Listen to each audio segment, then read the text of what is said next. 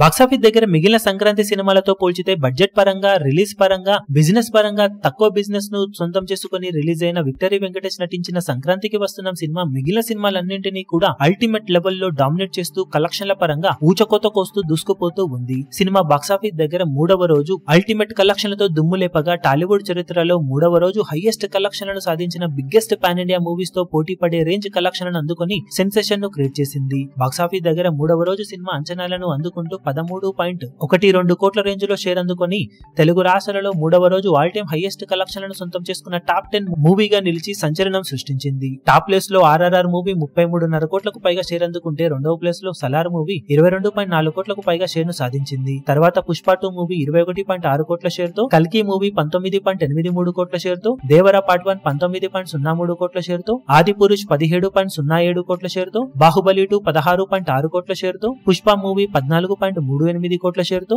భీమ్లా నాయక్ 13.51 కోట్ల షేర్ తో మొదటి 9 స్థానాలలో నిలవగా 10వ ప్లేస్ లో ఇప్పుడు సంక్రాంతికి వస్తున్న సినిమా 13.12 కోట్ల షేర్ తో నిలిచింది. బాక్సాఫీస్ దగ్గర అల్టిమేట్ ట్రెండ్ ను చూపెడుతూ దూసుకుపోతూ ఉన్న ఈ సినిమా లాంగ్ రన్ లో తెలుగు రాష్ట్రాల్లో మరిన్ని అద్భుతాలను సృష్టించే అవకాశం ఎంతైనా ఉందని చెప్పాలి. ఇప్పుడు సినిమా ఓవరాల్ గా లాంగ్ రన్ లో విక్టరీ వెంకటేష్ కెరీర్ బెస్ట్ రికార్డులను సొంతం చేసుకునే అవకాశం ఎంతైనా ఉందని చెప్పవచ్చు. మరి లాంగ్ రన్ లో సినిమా ఏ రేంజ్ లో అంచనాలను మించిపోతుందో చూడాలి.